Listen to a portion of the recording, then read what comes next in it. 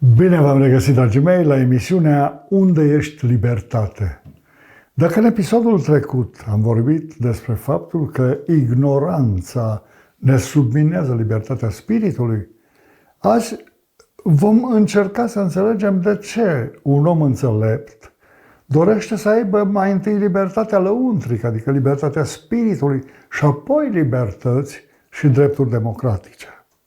În timpul unei întâlniri periodice a membrilor Cenaclului Literar cu cei din Cercul de Arte Plastice a deținuților din penitenciarul Gherla, discuția a alunecat de la libertatea omului creator la o dezbatere aprinsă despre libertatea spiritului și libertățile oferite de stat. În mijlocul dezbaterii, un deținut încarcerat în timpul studenției sale, fiind condamnat pentru că și-a ucis concubina într-un moment de furie, m-a întrebat: domnule profesor, există libertate lăuntrică fără asumare de responsabilități? Dragii mei, asumarea responsabilităților pentru faptele noastre este esențială în dobândirea libertății spiritului nostru. Poetul și înțeleptul Rabindranath Tagore ne îndeamnă să adâncim autocunoașterea sufletului nostru ca un prim pas spre desăvârșita eliberare, să câștigăm stăpânirea asupra ființei noastre, ridicându-ne, spunea el, deasupra oricărei trufii, oricărei pofte, oricărei temeri, cunoscând că pierderile pământești și moartea trupească nu pot să răpească nimic din ființa noastră adevărată și din măreția sufletului nostru. Coaja oului trebuie spartă pentru ca pasărea să ajungă în libertate, la lumină, la aer, să-și poată împlini scopul ei, scopul existenței sale ca pasăre. Pasăre, în limba sanscrită, înseamnă cea de două ori născută. Așa ne explică Rabindranath Tagore. Citind rândurile scrise de Tagore, gândul îmi zboară la pasărea măiastră. Cunoașteți celebra sculptura lui Constantin Brâncuș, simbol al libertății de zbor într-o dimensiune ce transcende spațiul și timpul mărginit în care se zbate materia. În calitate de creștini, trebuie să ne asumăm responsabilitatea transformării noastre în făpturi noi, prin naștere din nou, îngăduindu-lui Dumnezeu să sculpteze în noi caracterul lui Hristos, pentru ca să dobândim desăvârșita eliberare a spiritului nostru de robia lucrurilor materiale, de robia păcatului, de robia morții veșnice.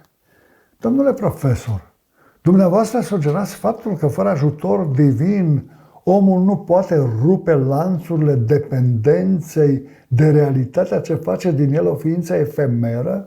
Mă întreabă cu vădit interes un dascăl, acum lider al Cercului Literar și responsabil cu biblioteca amenajată în cadrul clubului locului de deținere.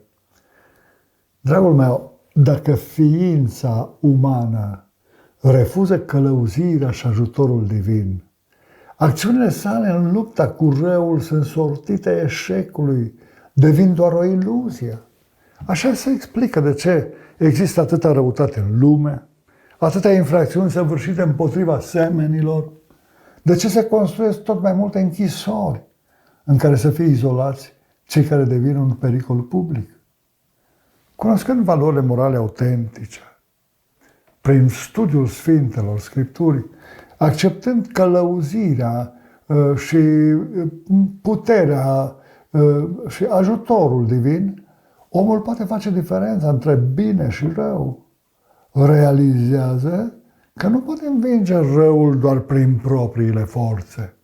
Această realitate poate explica și eșecul proiectului comunist, a intenției de formare a omului nou din perspectivă marxistă, care înlocuiește modelul divin cu modelul liderului comunist și legea morală divină cu coduri ale eticii și echității socialiste lipsite de viață.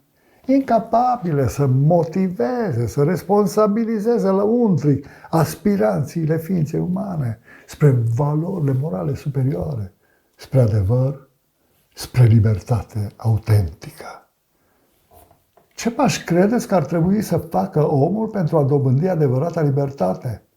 Întreabă plin de curiozitate unul dintre deținuții născuți ca pictor în penitenciar, recunoscut de către specialiști ca un expresionist de certă valoare, în urma unor expoziții personale pe care le-am organizat în perioada detenției sale în Sala Dales, la București, dar și în Cluj-Napoca, la Brașov, la Gherla și chiar în Elveția. În primul rând, dragul meu și dragii mei telespectatori, omul trebuie să fie conștient de neputințele sale, de limitele potențialității sale ca și creatură. O asemenea atitudine poate fi un prim pas spre eliberarea din robia imanentului, a eului trufaș, orgolios, capabil de orice compromis pentru a reuși în competiția cu alții mai dotați decât tine. În al doilea rând, armonizarea năzuințelor proprii cu potențialitatea pe care o avem din perspectivă intelectuală și managerială, cu valorile morale divine și respectul pentru ceilalți, ne-ar asigura starea de libertate necesară spiritului ca să abordăm cu obiectivitate orice competiție la care participăm, fără să apelăm la compromis. O formă interesantă a libertății lăuntrice este libertatea prin creație. Le-am spus celor prezenți la întâlnirea noastră că în calitate de creatori de literatură și artă, ca și membri ai cercurilor literare și plastice, ei pot evada din închisoare prin creația lor culturală. Marea problemă a zilelor noastre este că majoritatea oamenilor aleargă după libertăți, nu după libertate interioară. Oamenii sunt mai degrabă dispuși să lupte prin diverse mijloace pașnice sau violente pentru libertăți și drepturi cetățenești, să fie omorâți în stradă decât să moară în firea lor păcătoasă pentru a deveni făpturi cu adevărat libere. Din păcate, cei care nu acceptă schimbarea lăuntrică nu vor cunoaște niciodată adevărata libertate și vor rămâne doar cu libertățile lumești oferite de către Cezar. Ei vor fi mereu nemulțumiți de libertățile pe care le au, pentru că natura umană lăuntrică cere libertate, nu doar drepturi și libertăți. Dragii mei, vă aștept săptămâna viitoare la o nouă ediție a emisiunii Unde ești libertate? Pe parcursul a 12 întâlniri vom vorbi despre relația stat-individ, despre modul cum statul poate influența libertatea spiritului uman, cât și modul de acordare a drepturilor și libertăților cetățenești. Vă mulțumesc pentru atenție!